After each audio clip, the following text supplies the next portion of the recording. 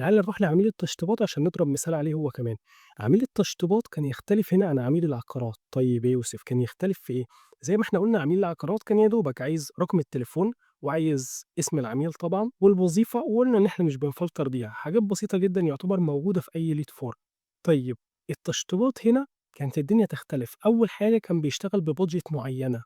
تاني حاجة كان بيشتغل في أماكن معيّنة، زي الشروق ومدينتي وكام مكان قليلين جدًا. تالت حاجة بيشتغل على مساحات كمان معيّنة، يعني ليه minimum budget وليه minimum كمساحة كمان تتخطى ال150 متر، وبالتحديد كانت 155 متر. أقل من كده ما كانش بيشتغل، ولو حاجة وقعت من ال3 شروط دول ما كانش بيشتغل، هو بالنسبة له دي مش مناسبة معاه، سواء في مكان برّه الأماكن بتاعته أو كمساحة أقل من المساحات اللي محددها أو كbudget أقل من الbudget اللي محددها. وكمان الbudget ما كانتش صغيرة هنا، رغم إن هو ده اشتراك بس ما كانتش صغيرة بالمرّة. فعشان كده العميل ده كنا لازمًا الform بتاعته سواء كlead form على فيسبوك أو كform في landing page في الآخر، لازمًا كانت هتبقى أكتر من عميل العقارات. في ناس ممكن تكون معكوسة معاها، يكون عميل التشطيبات بالنسبة لها أكتر، ده مش مهم، الفكرة أنت بتفلتر بإيه، العميل بتاعك أو أنت شخصية محتاج تفلتر بإيه.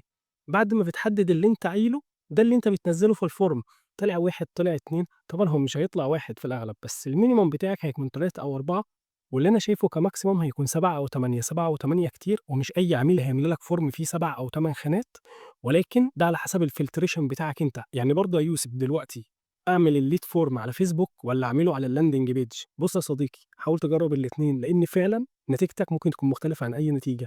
أنا بالنسبة لي تكلفة الlead form على فيسبوك كان أقل تكلفة في معظم الأحوال اللي أنا جرّبتها من على الlanding page. كمان في عميل بيكون في وقت الlanding page بتاعته مش جاهزة، الwebsite بتاعه مش أحسن حاجة، وزي ما أنت عارف الwebsite مشكلته إن أنت لمّا بتيجي تشتغل conversion أو traffic، طبعًا هو في الأفضل بيكون conversion، بتلاقي إن العميل دخل لك على الwebsite وعمّال يلِف في الwebsite وبعدين خَد بعضه ومشي وخلّصنا على كده. ففي الأغلب إحنا بنشتغلها على landing page. في أوقات كتير الlanding تكون مش جاهزة أو مش كفاية أو مش كويسة أو فيها أي حاجة ما ينفعش إن أنت تشتغل عليها، فساعتها أنت بيكون قدّامك الاختيار بنسبة أكتر من 90% إن أنت تختار lead form على فيسبوك.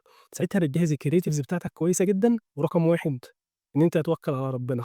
طيب برضه يعني يا يوسف أعمل الform 3 أسئلة والّا 8 أسئلة؟ اعمل يا صديقي الform بالفلتر اللي أنت عايزه، بالمهام المهمة بالنسبة لك أنت. أنت وليكن لو قُلنا إن أنت بتشتغل على مساحة 150 متر زي ما ذكرنا على التشطيبات، أقل مساحة ليك 155 متر عشان تشتغل في شقة وليكن، يبقى من ضمن الفلتر بتاعك إن أنت هتكون حاطط، أو من ضمن الخانات بمعنى أدق، إن أنت هتكون حاطط إن أنت مساحتك 155 والّا أقل والّا أكتر، وفي حالة أكتر بيتفتح له